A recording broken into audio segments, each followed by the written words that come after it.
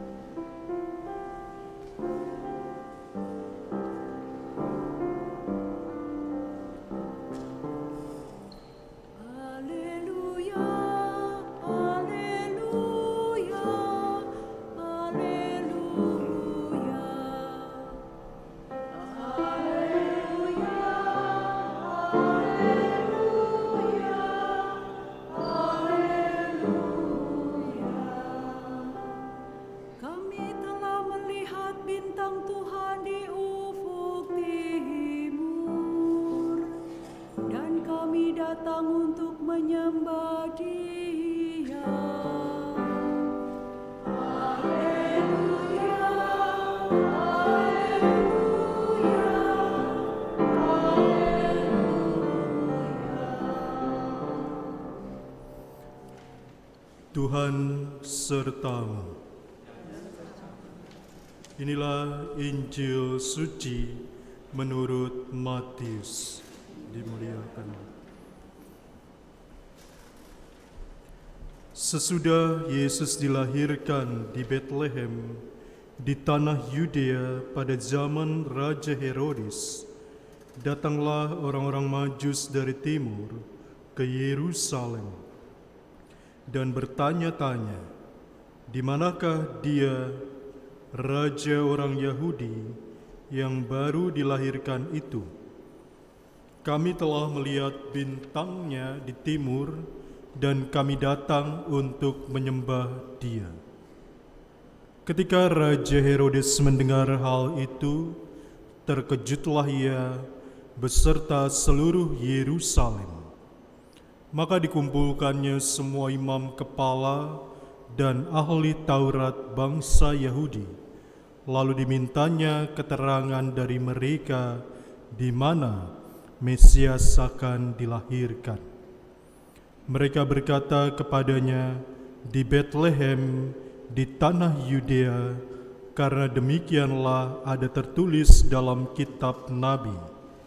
Dan engkau Betlehem tanah Yudea, engkau sekali-kali bukanlah yang terkecil di antara mereka yang memerintah Yehuda. Karena daripada mula akan bangkit seorang pemimpin yang akan menggembalakan umatku Israel. Lalu dengan diam-diam Herodes memanggil orang-orang Majus itu dan dengan teliti bertanya kepada mereka bila mana bintang itu nampak. Kemudian ia menyuruh mereka ke Betlehem, katanya, pergilah dan selidikilah dengan seksama hal-hal mengenai anak itu, dan segera sesudah kamu menemukan dia, kabarkanlah kepadaku, supaya aku pun datang menyembah dia. Setelah mendengar kata-kata raja itu, berangkatlah mereka. Dan lihatlah, bintang yang mereka lihat di timur itu mendahului mereka hingga tiba dan berhenti di atas tempat di mana anak itu berada. Ketika mereka melihat bintang itu, sangat bersukacitalah mereka. Maka masuklah mereka ke dalam rumah itu dan melihat anak itu bersama Maria ibunya, lalu sujud menyembah dia. Mereka pun membuka tempat harta bendanya dan mempersembahkan kepadanya, yaitu emas, kemenyan, dan mur.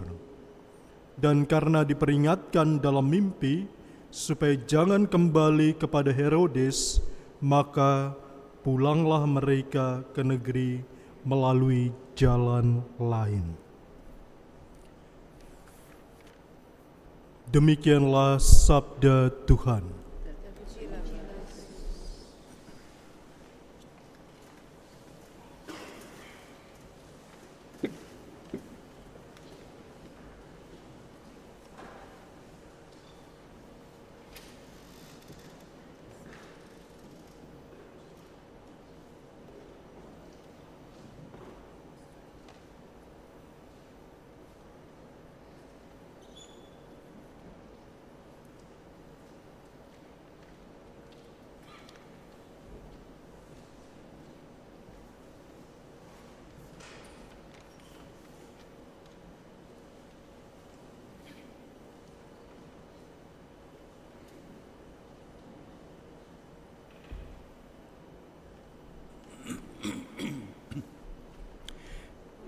Ibu Bapak, saudara-saudari sekalian yang terkasih di dalam Kristus. Kalau kita mendengarkan bacaan Injil pada hari ini, saya ingat saya pernah nonton di YouTube. Kalau tidak salah nama akunnya itu Itzy Boots. Itu seorang perempuan Belanda. Saya nama depannya lupa. Kalau tidak salah Nolan atau siapa, tapi belakangnya yang saya ingat Schoonmaker. Ya, dia seorang rider, naik motor keliling banyak tempat, dan yang untuk saya menarik ketika saya melihat dia naik motor itu di wilayah yang kita sebut wilayah timur, jadi Irak, Iran, Afghanistan. Dan ketika dia naik motor sendiri itu membuat memang saya terperangah, heran. Ya, betapa beraninya dia menempuh perjalanan seorang diri naik motor, padahal medan yang ditempuh itu sangat sulit. Ya, saya membayangkan dengan jalan yang kecil yang boleh dikata banyak itu jalan tanah berbatu-batu, tebing, jurang, tapi dia menempuh perjalanan itu dengan riang gembira. Dia ceritakan bagaimana pengalaman perjalanan itu, tapi sekaligus juga bagaimana dia berjumpa dengan orang-orang di jalan.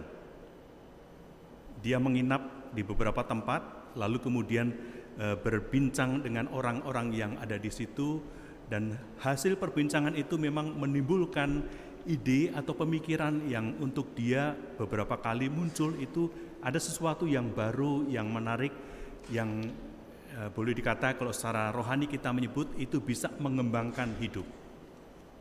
Dan kalau kita mendengarkan bacaan Injil pada hari ini, dalam kisah orang-orang Majus yang dari timur lalu pergi menuju ke Bethlehem.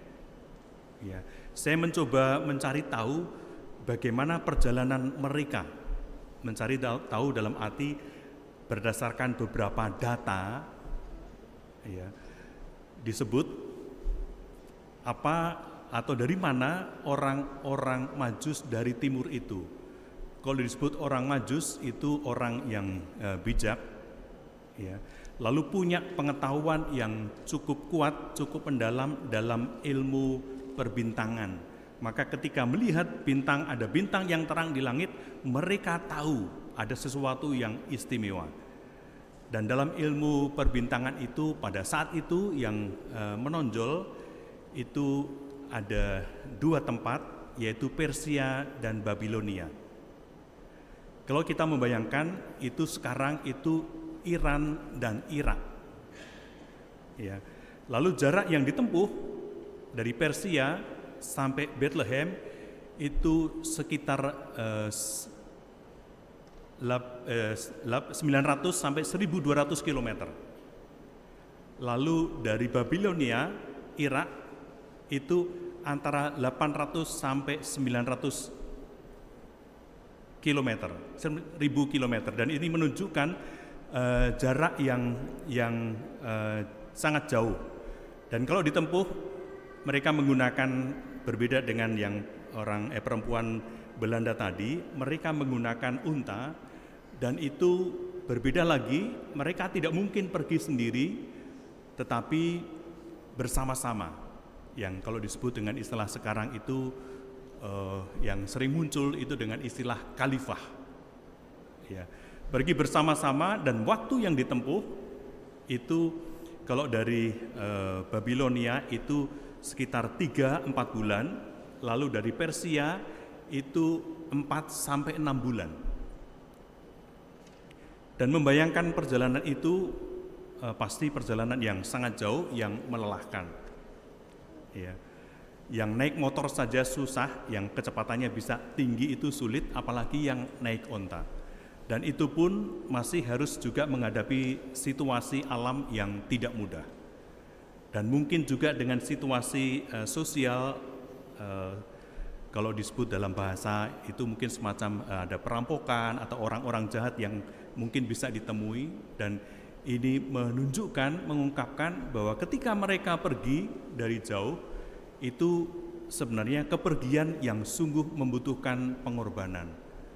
Dan mengapa mereka, yang menjadi pertanyaan reflektif itu, mengapa mereka mau berkorban, bersusah payah untuk pergi jauh untuk menemui Yesus. Dan ini sebenarnya menjadi pertanyaan juga bagi kita. Kalau kita ingin secara pribadi mendekati Tuhan, itu pasti membutuhkan pengorbanan. Kalau kita hanya, ya mungkin kalau disebut itu hanya mau diam di rumah saja, tidak pernah berusaha, berjuang atau berkorban, ya pada akhirnya mungkin kita tidak akan pernah menjumpai Tuhan. Karena perjumpaan dengan Tuhan itu pasti membutuhkan perjuangan, pengorbanan dari diri kita, dari manusia.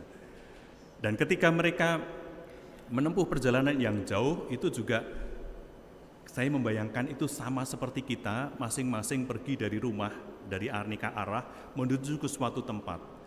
Dan mereka pun itu tidak pergi kemudian akhirnya dari awal berangkat bersama-sama, tapi masing-masing dan kemudian bertemu.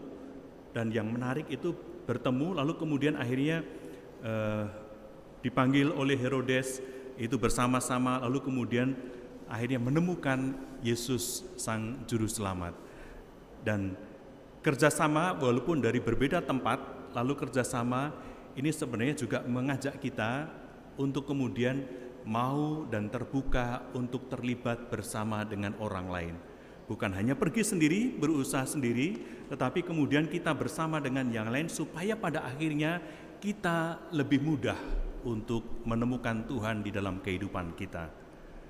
Sedangkan kalau kita berusaha sendiri, ya pergi sendiri, berjuang sendiri, mungkin kita bisa menemukan, ya, tetapi perjumpaan dengan Tuhan itu menjadi berbeda kalau kita kemudian bersama-sama dengan yang lain.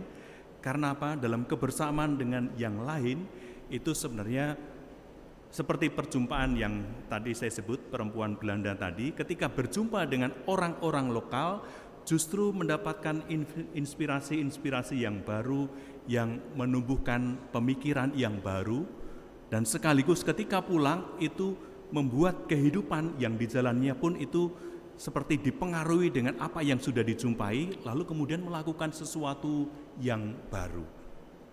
Dan perjumpaan dengan yang lain, ya dalam persekutuan kita, dalam perayaan Ekaristi ini sebenarnya juga membantu kita untuk kemudian mau terbuka pada yang lain dan menemukan hal-hal yang baru di dalam kehidupan kita. Dan yang berikutnya, mengenai persembahan yang dibawa, disebut tadi emas, kemenyan, dan mur. Ya, 3 hal. Dan kalau melihat persembahan yang dibawa itu ada yang kemudian sempat memikirkan bahwa mungkin ya ada juga orang Arab yang pergi bersama. Karena barang yang dibawa itu juga menjadi ciri dari tempat itu. Dan ini menunjukkan juga keterlibatan dari orang dari aneka tempat yang bersama-sama, yang berjuang, yang berkorban bersama-sama sampai kemudian akhirnya menemukan. Dan 3 benda yang dibawa, kalau disebut itu secara singkat, ya emas itu kemuliaan, ya kalau dengan bahasa sekarang itu jabatan, posisi secara sosial. Lalu kemudian kemenyan itu kehidupan spiritual, sedangkan mur itu yang disebut itu mur itu digunakan untuk pada orang yang meninggal, ya. Lalu kemudian seperti dibalur dengan itu supaya akhirnya muncul bau yang harum. Dan ini sebenarnya menunjukkan 3 hal yang kalau kita lihat dalam kehidupan sekarang itu menarik. Karena apa? Itu di satu sisi melihat kehidupan manusiawi kita, kehidupan spiritual kita, dan tujuan akhir kehidupan kita. Dan 3 itu menjadi satu rangkaian, satu kesatuan yang utuh, tidak terpisah-pisah.